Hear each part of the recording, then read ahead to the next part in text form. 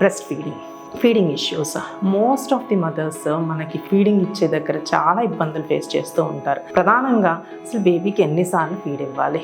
యూజువల్గా ఏంటంటే baby 8 to 12 times per day feed ఇస్తూ ఉంటాం అనమాట. అంటే ఏదర్ 2 గంటలకు ఒకసారి కానీ 2 నుంచి 3 గంటలకు ఒకసారి ఖచ్చితంగా బేబీ ఫీడ్ తీసుకుంటుంది. అండ్ బేబీ ఫీడ్ తీసుకోవట్లేదు, ఎక్కువగా నిద్రపోతుంది అని అంటే తట్టి లేపి ఏడిపించి పాలు ఇవ్వాలి. అంతేగాని బేబీ నిద్రపోతుందని ఒక 5-6 hours మనం వదిలేసామనుకోండి, వాళ్ళకి ఏంటంటే మనకున్నట్టు స్టార్వేషన్, అంటే ఒక పూట మనం భోజనం చేయకపోతే ఫ్యాట్ అనేది ఏదైతే ఉంటుందో అది గ్లూకోజ్ కింద, షుగర్స్ కింద మారి అది ఫుడ్ని కావాల్సినటువంటి ఎనర్జీని దాన్ని ప్రొవైడ్ చేస్తూ ఉంటుంది. బేబీకి ఆ ఫెసిలిటీ చాలా చాలా తక్కువ ఉంటుంది. సో వాళ్ళు ఏదో 4 hours 5 hours నిద్రపోతుంటే వదిలేకుండా ఖచ్చితంగా బేబీని లేపి ఏడిపించి తట్టి పాలు ఇప్పించాలంటే. యూజువల్గా బేబీ యాక్టివ్గా ఉన్నప్పుడు 15 నుంచి 20 minutes వరకు ఫీడ్ తీసుకుంటారు.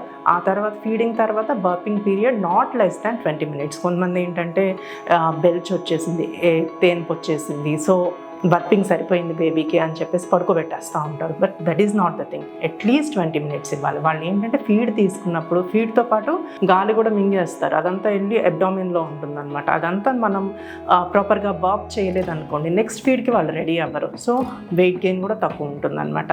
And feeding techniques are also very important. Feed చేసేటప్పుడు 2 వైపులా కూడాను ఫీడ్ చేయాలి బేబీని. ఒక బ్రెస్ట్ ఇచ్చేసేసి నెక్స్ట్ టైంకి అట్లా ఉండదు అనమాట.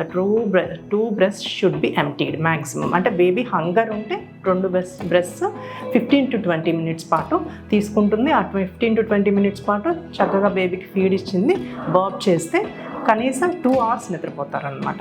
2 hours తర్వాత మళ్ళీ నెక్స్ట్ ఫీడ్కి రెడీ అయిపోతారు వాళ్ళు. ఇలా ఉంటుంది.